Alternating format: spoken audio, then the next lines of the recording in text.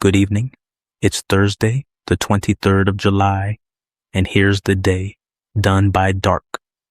Tonight, the war you've heard about all week reached something closer to home.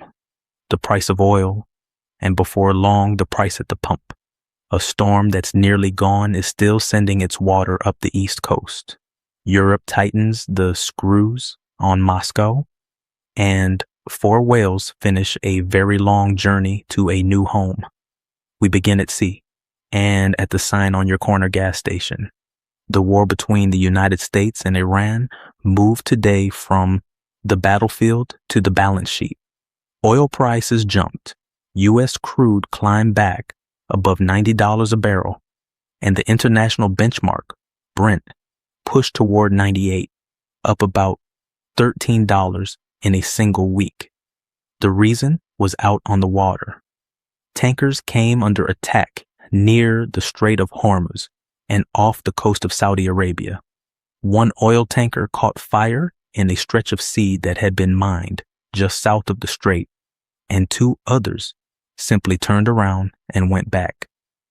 Here's why that reaches your wallet. Roughly a fifth of the world's oil moves through the Strait of Hormuz.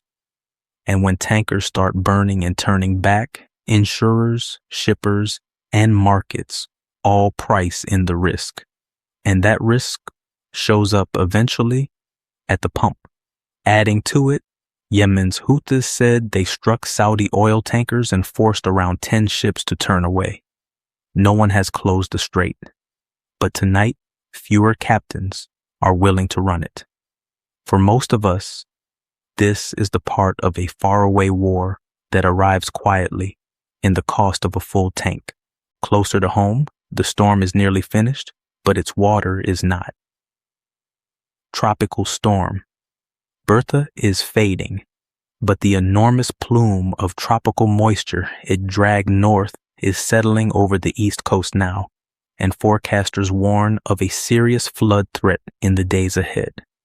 If you're anywhere from the Carolinas to the Northeast, the danger this time isn't the wind that's already gone. It's the rain that's still coming, and the rivers and streets that can't take much more. In the other long war, Europe tightened the screws.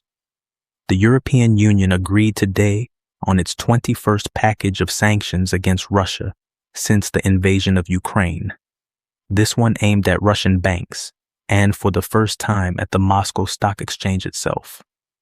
3.5 years on, one side is still hunting for pressure that doesn't require a battlefield, and to end tonight, a long journey home, or at least to a new one. 4 beluga whales, rescued from a Canadian marine park that shut its doors, have arrived safely at the Shed Aquarium in Chicago. It took careful planning, a great deal of water, and a lot of gentle hands to move 4 whales across a border. But tonight they're resting in their new home, pale and round and by every account just fine. Before you go, here's what to watch tomorrow. Watch the price of oil and the strait the ships still have to cross.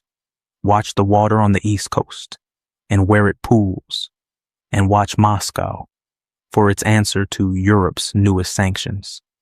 That's Thursday, a day whose troubles traveled by sea and whose small kindness did too.